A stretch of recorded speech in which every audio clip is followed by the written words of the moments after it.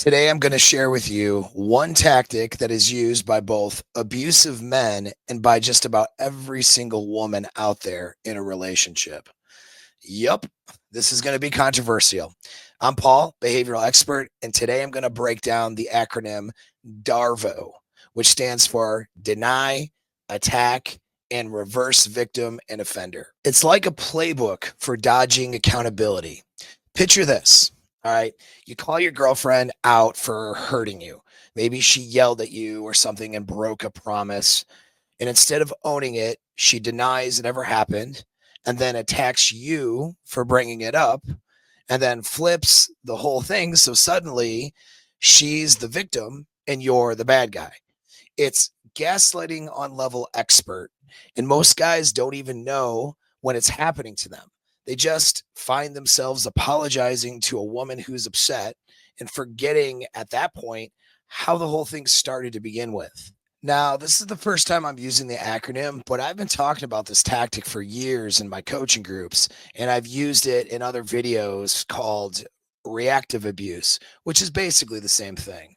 The acronym and the analysis is based on work from psychologist Jennifer Fried, who wrote about it in 1997. She wrote, I have observed that actual abusers threaten and bully and make a nightmare for anyone who holds them accountable or asks them to change their abusive behavior. This attack intends to chill and terrify and typically includes threats and threats of lawsuits and overt and covert attacks and on the whistleblower's credibility and so on. The attack will often take the form of focusing on ridiculing the person who attempts to hold the offender accountable. The offender rapidly creates the impression that the abuser is the wronged one, while the victim or concerned observer is the offender. Figure and grounds are completely reversed. The offender is on the offense, and the person attempting to hold the offender accountable is put on the defense. So that's what she wrote about it. And here's what I find incredibly interesting. DARVO was created to help understand what abusers, who are usually male in their research, do when they are confronted with their crimes. This could include domestic violence perpetrators, child abusers, and other types of predators. For all my friends in law enforcement out there, this is a common thing you guys will run into when you respond to domestic violence calls and calls from assault victims. If the guy who's the perp can't get away with completely lying and saying, oh, hey, it wasn't me, I wasn't even there, they will often do this DARVO thing instead. It might sound like, I didn't hit him first. He came at me aggressively and he threatened me and he attacked me. So I had to defend myself. And then my friends jumped in to break it up, but he just kept fighting. So we had no choice and to beat him into the ground. And yeah, sure, I took his wallet, but I wanted it for the ID and for his identification so we could report the attack and so on and so on. You see, when of course the real story here is that four guys jumped another guy and took his wallet. All right. So DARVO is the kind of gaslighting cops will run into from men who are perpetrators. And sometimes it's obvious, like in a bar fight or something where cameras are around and there are eyewitnesses. But in domestic violence, when it's one person's word against another, it can be very difficult to figure out who is telling the truth. This, by the way, is another reason to enroll in Sexpionage 2.0, which is launching this week. It's probably already launched as I'm doing this video, and you're watching this video right now. When this video airs, the course should be open for enrollment. All you have to do is click the link in the video description and sign up that way or get into the community for free. Sexpionage is a deep persuasion course. It'll help you seduce and get the girls, sure. But a big part of that is learning how to read people and how to tell if somebody is being deceptive, because people do more than just tell lies. They gaslight and distract. They use your emotions and personal beliefs and values against you. Skills in reading people isn't just good for my law enforcement friends. You need it too. You need to be able to figure out if the woman you are dating or the guy you are doing business with is not telling the truth, right? You need to figure this stuff out so you don't become the victim of tactics like these. But anyway, back to my point, DARVO was invented as a valuable tool for sussing out what usually male perpetrators of crimes do to gaslight others. But here is the secret thing that they missed. DARVO is also a tactic used by almost all women in relationships. It's not just something that abusive men do. Even good women can use this tactic and have used this tactic before. The difference is in the degree or the severity of the circumstances in which they use it. So a woman you are dating might not be trying to cover up like a crime of child abuse or something, right? But she's still avoiding accountability in the relationship and making you out to be the offender and herself out to be the victim, and using that very same tactic that some violent criminals might use. So let's look at another example and break down the acronym. So let's say a guy says to his girlfriend, "Hey, when you start scrolling your phone while I'm trying to talk to you and tell you something important to me, that doesn't really feel too good." And then she responds, "I didn't do that. I took my phone out for like a second and I'm still listening." All right, boom, there it is. That's part one, denial. She shuts down the conversation before it even starts. Second part is to attack. So she doesn't stop just at denying it. She says, "And why are you always so sensitive and picking at every little thing? You're overreacting." So now she's attacking you, saying you're overreacting, you're being too sensitive, you're the problem. Now, this puts you on the defensive. And then she seals it with the reverse victim and offender part, which is part three. So that's the twist. She'll say something like, "I'm always listening to you, and you're always picking at every little thing, especially with my phone, because you have some weird insecurity about it and an insecurity about my social media. But you're the one who doesn't listen to me all the time, and I'm sick of it. I'm sick of you being so insecure about my phone and my social media and never listening to me and then gaslighting me and trying to make me out to be the bad person who never listens to you." Wow. Okay. Some of you guys have been there with your girlfriends, all right, or girls you're dating, right? Whatever, your wives. That's wild, right? Isn't that crazy? Most guys find themselves apologizing for what they did when this happens. So does this sound familiar? If you are a guy listening to this and you have ever been with a woman in your life, you have 100% experienced this. I almost guarantee, right? And you are probably experiencing this a lot right now, a lot of you guys, okay, with the woman you're with. And any woman catching this video, okay, all two of you, all right, yeah, y'all know I'm telling the truth right now, okay? So don't even BS me on this, right? This is something that women tend to do. It's not something to be ashamed about. It's just a strategy that happens. It's actually part of brain wiring, all right? Now, it's not to say that guys don't do this too at times. I mean, we've established that guys who are perpetrators of crimes will do this to law enforcement and to victims, and they'll try to weasel out of being held accountable for their actions. But women use this as a primary tactic in relationships a lot of times until they work on themselves to get themselves out of it, really, is what it boils down to. And it's hilarious to me because I don't think anybody's really identified this or is talking about this in this way, but it's 100% true. And you see, and the reason for that is because the myth that social conditioning wants you to believe is that like women are a mystery and that us men will never understand them, and you'll never be able to win an argument with a woman because they'll just pull out some voodoo magic and then you just find yourself losing the argument, right? It's this myth that's promoted by weak men mostly who don't have frame in their lives, and they are justifying the reasons why, and by women too it's promoted. And they promote this because they want to keep you ignorant and powerless when it comes to these things. But the truth of the matter is that women aren't that hard to understand at all. In fact, when you remove the social conditioning and the judgment, all right, if you're not judging them and you're trying to understand them, it's much easier. And this DARVO tactic simply makes sense when you understand women. You see, a woman evolved, and her mammalian brain evolved to make it so she wants to avoid accountability if she perceives that there will be a social consequence or a relational consequence.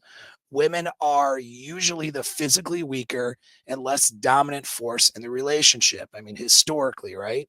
So using DARVO to remove accountability and gain power by becoming the victim and convincing others of this point of view, that just makes sense as a tactic. So it tends to be a default unless women are working on not doing that. And this is exactly how, though, a woman will take power in the relationship to eventually become the dominant force. By denying her own actions, attacking your credibility, and playing the victim, she dodges accountability and keeps you second guessing yourself. Over time, most men end up thinking maybe I'm the problem, right? And that's the trap. It's designed to erode your confidence and keep you stuck in trying to fix everything. And that's when she has you, all right? That's when she gets you to do whatever she wants. Now, how do you fix this problem then? Especially when every woman does it, all right? Who's maybe wired to do it, okay? The only answer is frame. When you have frame, she can't DARVO. DARVO becomes a dead end for her. Guys who join my mastermind group are systematically working on having frame in their lives and frame with their loved ones. There's a lot that goes into frame. Like when it comes to a woman and relationships, it's seduction skills and handling conflicts and communication skills, leadership skills, and a whole lot of inner game involved. But frame is the number one solution. Now, why is that? Well, because women do the DARVO thing because it's a learned behavior and it falls in line with their instincts. First of all, it works most of the time. So that's the first thing. But the second thing is a woman inherently doesn't trust you and doesn't trust your leadership. She is afraid of having accountability in front of you because she doesn't trust that you're going to love her and that you're not going to use her flaw or her mistake against her in the future. She has been conditioned to think this way about men in general. She's had bad experiences, I'm sure. And also, you might be doing things to reinforce that belief that she can't trust you and be open about her mistakes. So, even if she swears up and down that she trusts you, because she actually doesn't, she will try to take control of the situation to get her needs met. And this is where she wants to take the power in the relationship. And DARVO is just a means of doing that. So, what does it look like when you have frame? How do things turn out differently? Well, let's look at that scenario again, but this time, the one where she's scrolling on the phone, right? First, you're going to approach it completely different. You aren't going to explain anything. That's the first thing. Explaining is not something that someone does in leadership, at least to start off with when they're addressing an issue. Explaining is something that a subordinate does. All right. So saying, hey, when you start scrolling your phone while I'm trying to tell you something that's important to me, that doesn't feel too good. You are explaining something to her. Since this isn't what someone in leadership does when they're trying to lead, right? Then it's no wonder she isn't going to trust you and she isn't going to treat you like a leader. I'll give you a different example. If I were managing a sales team at a retail store, which do you think would be more effective at a morning meeting? Hey guys, when you have your phones out and you're scrolling through your phones while on the sales floor, customers just aren't going to feel like you are approachable. So I really need you to not be scrolling through your phones when customers are around. Now, the sad thing is that statement sounds like most managers and it's poor leadership. What do you think is going to happen if I approach the topic in that way at the meeting? If you guessed that the employees are going to scroll through their damn phones while on the sales floor anyway, while maybe trying to avoid doing it when I'm around and try to hide it, then you guessed right. All right. Because it's poor leadership. It doesn't compel anybody. Okay. So from the start, my communication and leadership sucked in that scenario. All right. Maybe some of you guys are starting to see it now. How about this? Instead of saying what I just said, right? Let's say I say, we have a company policy that says no scrolling on cell phones while on the sales floor. Who can tell me why? Let's say I start the meeting off like that. And then someone from the team answers, whatever, couple things. Somebody eventually answers because because customers won't come to talk to us or approach us if we're on our phones. And I say, yup, exactly. Now, why do we want customers to feel like they can approach us? Why is that really important, especially for your commission checks? And maybe somebody answers, well, if they don't talk to us, then we won't likely get the sale, right? I mean, it's like kindergarten, but yeah, that's how the conversation goes. And then I say, exactly, right? Some people will come in here and they know exactly what they want, and it's an easy sale, right? But that's only about 10% of the people, maybe.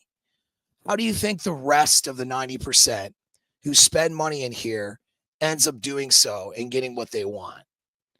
And then somebody will say, well, because they talk to a salesperson. And then I'll answer them with, damn right. They talk to you and you help them with their decision. That's most people. And you can't talk to people if you're scrolling on TikTok, right? So my point's clear. I want to see you guys make some fucking money, which means I don't want you or to see anybody on their phones today on the floor.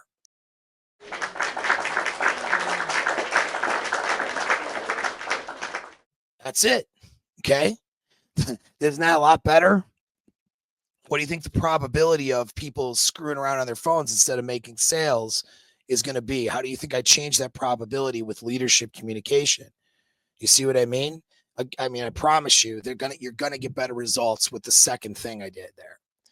And so, by the way, those have got you guys who are like my mastermind guys who have seen other videos. That's an example of Luca. All right, Luca applied to managing people. Luca is a leadership communication model, and it's also the model you want to use when you're solving problems in your relationships. So, you guys are not going to start explaining yourself to a woman in this scenario, right? Are you going to start talking about your feelings? No, right? I mean, not unless you want her to use DARVO on you and gaslight you, or simply just not respect you or take you seriously. You see, I hear this all the time from guys, right? Dudes will bitch about like how women are being difficult, which can be true, but they're completely ignoring and not realizing their participation in that difficulty. They're not recognizing that they're just not good at communicating, that they're a strong masculine leader in the relationship. So, guys, we want to fix that, right? Instead of saying something like, well, when you start scrolling your phone, well, I'm trying to tell you something and it doesn't make me feel good, and explaining it, you're simply going to look at her and say, hey, babe, come on, put the phone down for a second. I'm trying to tell you something, right? That's it. You just tell her to put the phone down, right? You do it kindly, all right? But you just tell her. That's it. 9 out of 10 times, she's going to put the phone down and listen. She's not even going to be a problem, okay?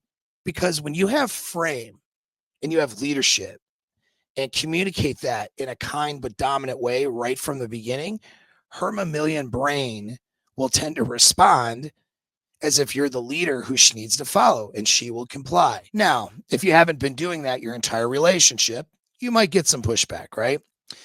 There are other strategies to use if after that she doesn't comply.